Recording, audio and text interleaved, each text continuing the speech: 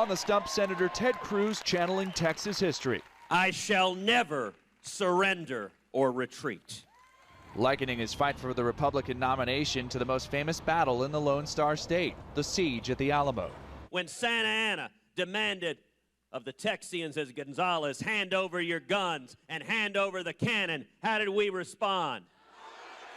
Come and take it. Texas is a must-win for Cruz. With 155 delegates up for grabs, it's the biggest prize among the 11 Republican contests next Tuesday.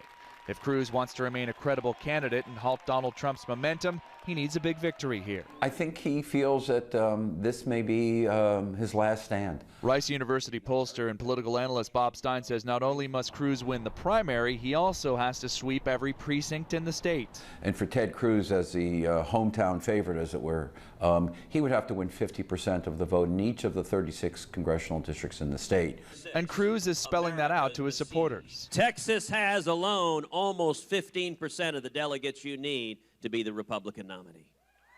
Texas is home to almost 27 million people in 3 of the largest cities in the country. Cruz counts Houston as the heart of his support. And if you compare the backgrounds and you compare the records of all the candidates, Ted Cruz is the only one who has a record of fighting for liberty and freedom. Oil and technology are big in Texas. It has the longest continuous border with Mexico. Anxieties about the economy and immigration aren't lost on Cruz's closest competitor. Then we'll talk about our borders, which we will build the wall, and it will be a great wall. Trump is the wild card in Texas. I'm kind of leaning toward Trump because of the circus, and I enjoy the circus on TV. And some are also giving Senator Marco Rubio a look. It's the first year I felt like my vote mattered in a primary, frankly, and it's exciting to have that opportunity and that option. Rubio, like Cruz, has sharpened his attacks on Trump. What we are dealing with here, my friends, is a con artist. He is a con artist. The time for the clowns and the acrobats and the dancing bears has passed.